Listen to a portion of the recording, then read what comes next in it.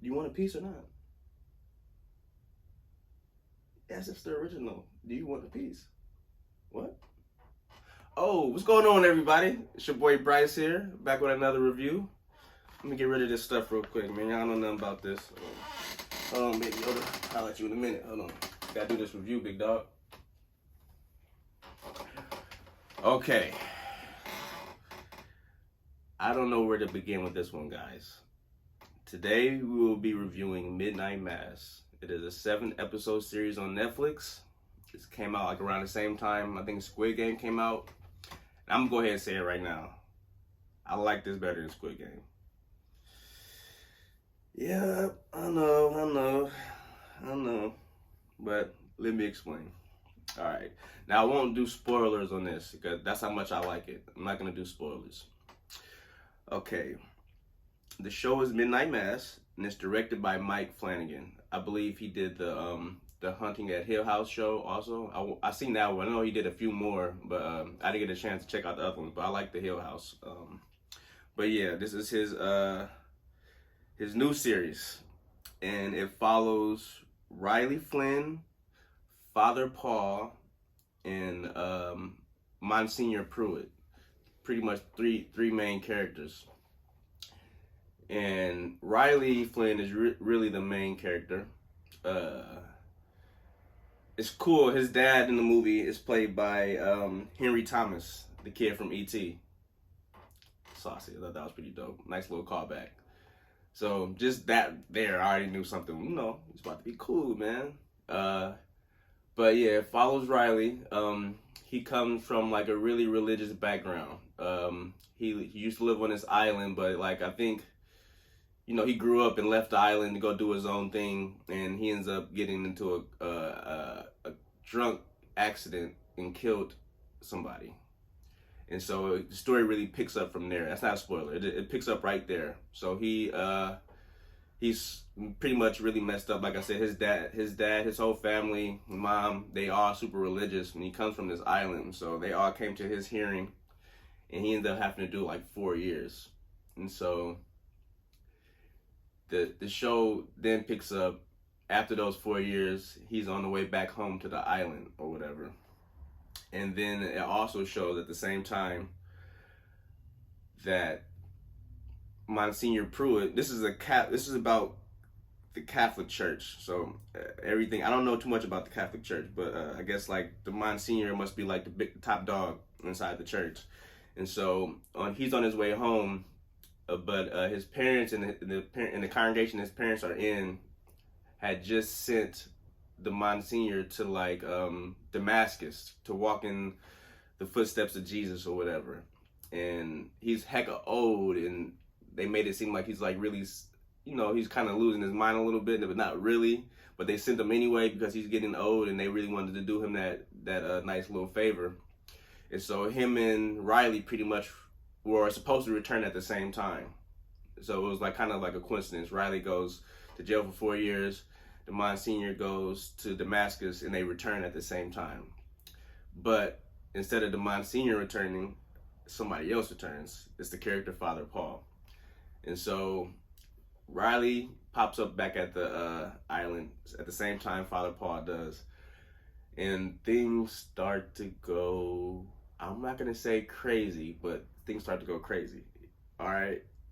So the way the show does this is it's like a lot of mystery.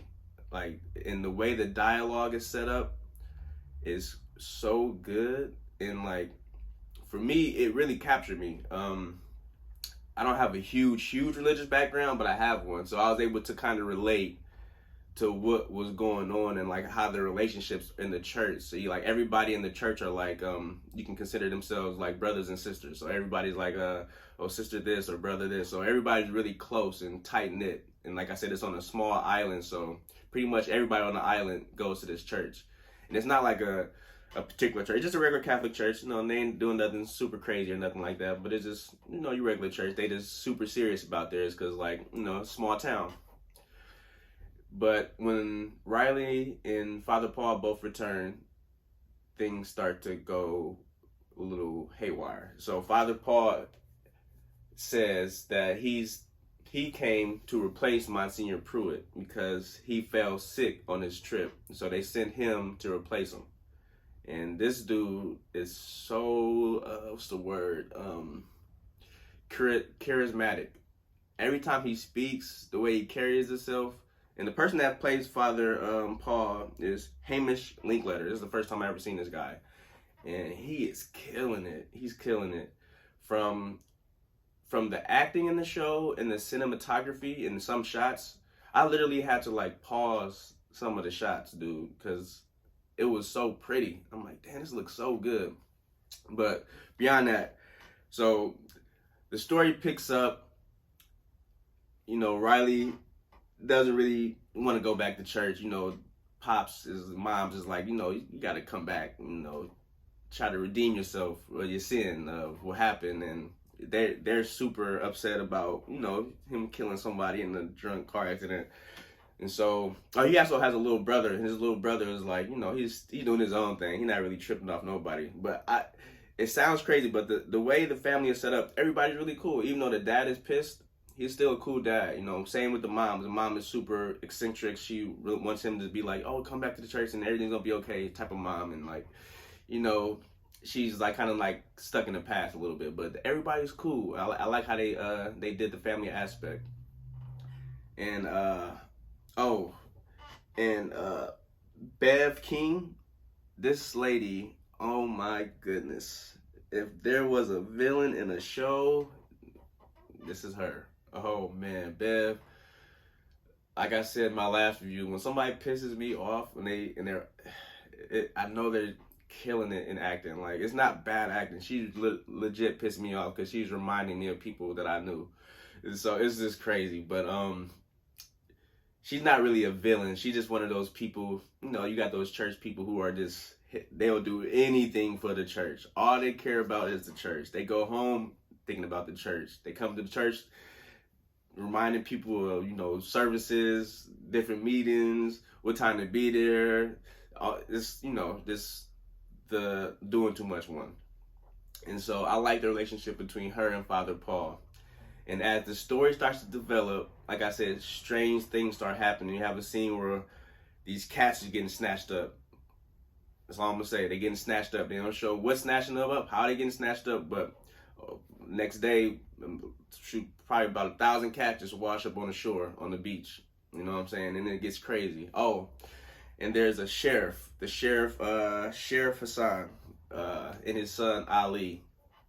They're like Muslims, and he ended up becoming the sheriff on the island because of what happened after 9/11 in the States. He started to get like racially profiled a lot, and so he wanted to go somewhere and take his son where, you know, they didn't have to deal with stuff like that. And they go to this island which is super religious, and you know, they just trying to maintain there. But that storyline gets crazy too, because you got this dad who believes in, like, you know, well, he's saying that Muslims believe, you know, you can learn whatever you want. You can learn about Christianity, you can study Buddhism, whatever you want to learn. They encourage learning or whatever. But on this particular island, everybody is so obsessive, it starts to get a little scary, and things start to happen. Miracles start to happen inside the church. Miracles. So there's a girl named Lisa who is hit by a car by somebody else in the town. Well, you think she's hit by a car, but that's not actually what happens. You find out later what really happened to her. But she's in a wheelchair, and it was an accident from somebody in the town. A guy named Joe Colley. I've seen this actor a few times. I can't really recall where he's from, but he did really good. This guy here, he's gonna make you feel it. But I'm kind of getting away from the point. I don't want to spoil it, but there's something in particular in this show that makes it amazing. And I'm gonna say it's drama and horror perfectly blended together. And when the horror starts to come in, I can see where it's going. Like, there's something happening. There's a slow story being told. Father Paul is, you know, he's going to this confessional. When he goes to the confessional, he slowly tells the story of what happened to Monsignor Pruitt when he got to Damascus. And remember, he's really old and senile, and he's starting to kind of lose his mind. So when he got there, he started to wander around, and he wanders into this cave, and that's where the story starts to pick up and ramp up, and it's crazy. And I love how this director, he directed it and written it too. I love how he uses religion in the Bible to fit a particular narrative. And the way he does it is so clean. Oh man, I'm like, oh God. So I can see this like kind of happening in real life. Like if somebody was to witness something like that or see something like that and don't fully know what they're seeing, they can assume some higher power godly type things. So I'm like, oh, that's crazy. And so they really play with that aspect throughout the whole show, and they use wordplay, and the way it's structured is just, like I said, it's amazing. And I even love the way it ended. Like the beginning, the middle, and the end were solid. And when I say like I had anxiety throughout the scenes, like in a good way though. Like I was on the edge of my seat in a lot of scenes because like I didn't see where it was going. I seen certain things where they were going, but the big things I had no idea what was about to happen. Like, oh my God, that's crazy. And so I think after a while, this is gonna like definitely pick up and start doing some more numbers. Like I said, I don't want to give too much away. There's certain miracles that happen throughout the church that, you know, if I say too much, but like I said, it's a horror show. If I had to just pick one genre, it's horror. And I love the way they executed at the end. And it's one of those genres that I also love. If I tell you the genre, it'll ruin it. So, do me and you this favor and please go watch Midnight Mass on Netflix. I'm sure once you get past that second episode, you're gonna want to fly through it because once the story starts to pick up, it gets crazy. Yeah, man.